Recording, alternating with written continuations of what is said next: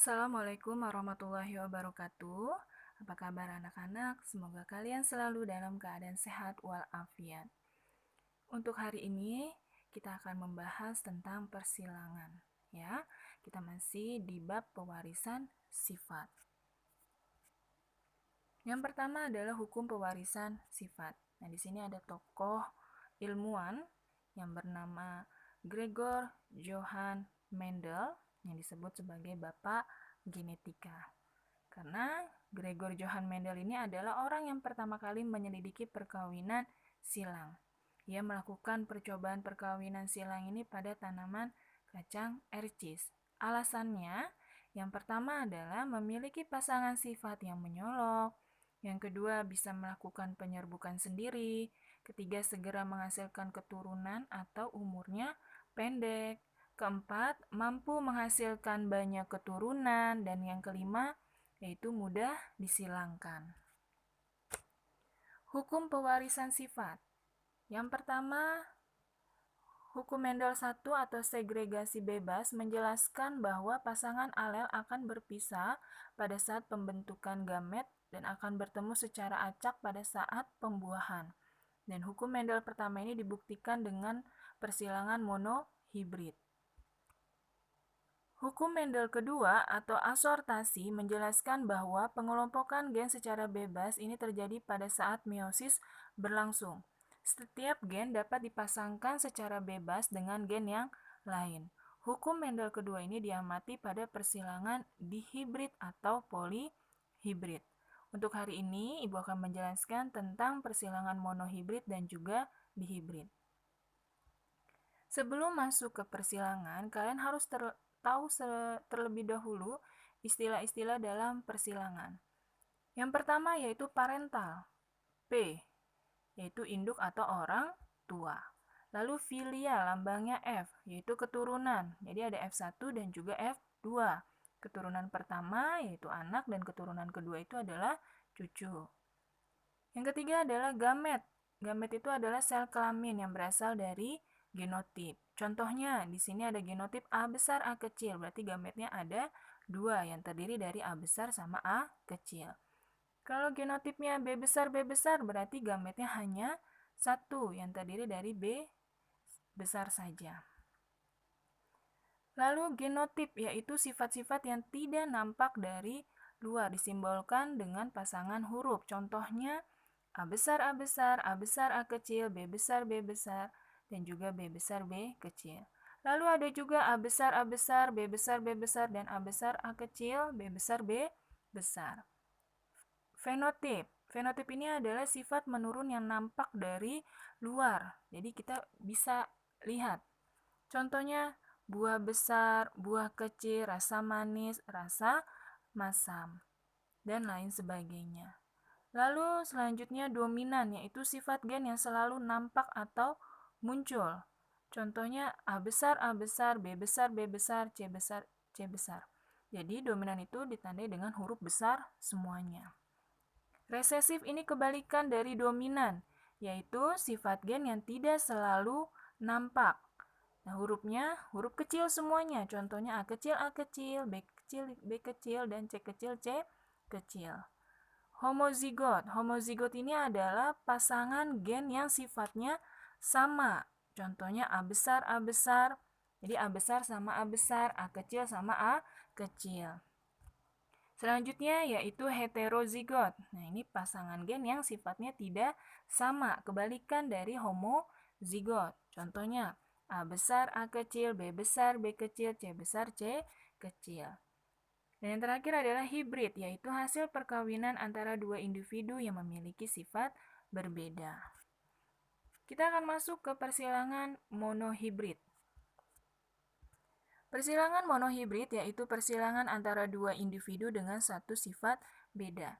Di sini ada dua, persilangan monohibrid dominan penuh dan juga persilangan monohibrid dominan tak penuh atau intermediate. Perbedaannya itu ada di perbandingan fenotip dan juga genotip. Kalian bisa lihat di sini anak-anak, kalau persilangan monohibrid dominan penuh Genotipnya itu perbandingannya 1:2:1. Kalau fenotipnya 3:1.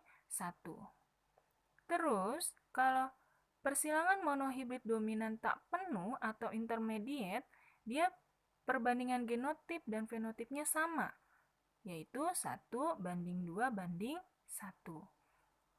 Kita lihat contohnya yang pertama, yaitu persilangan monohibrid dominan penuh. Persilangan antara kacang ercis berbunga merah dominan, M besar dengan kacang ercis berwarna putih, resesif M kecil disilangkan. Nah, perhatikan bagannya ya. Parental yang pertama, M besar, M kecil. Berarti yang dominan itu adalah bunga warna merah. Kita tentukan gametnya. M besar berarti gametnya hanya satu, yaitu M besar.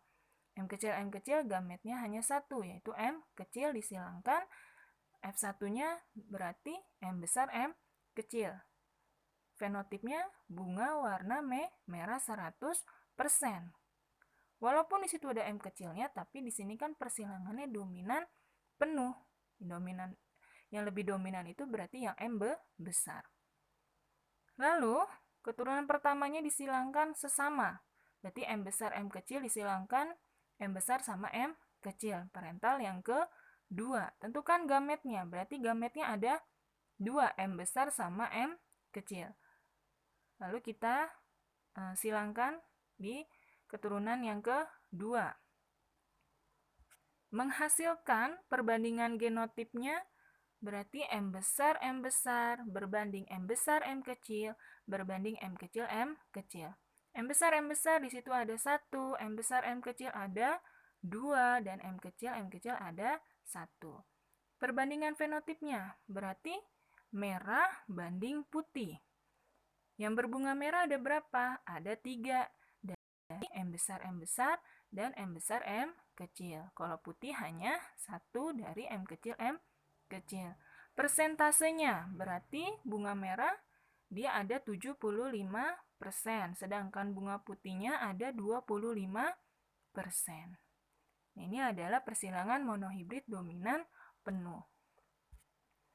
Nah, persilangan monohibrid intermediate atau dominan tak penuh. Sama atau tidak? Sama caranya. Ya. Tapi kalian bisa lihat di sini di F1-nya. Untuk parentalnya, menentukan gametnya itu sama. Ya, F1-nya itu menghasilkan M besar, M kecil. Tapi warnanya bukan merah lagi, tapi merah muda 100%. Karena di sini ingat ya, dominan tak penuh.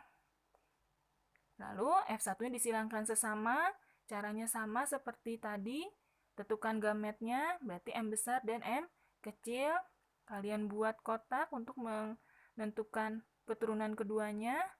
Nah, lalu rasio fenotipnya dan genotipnya.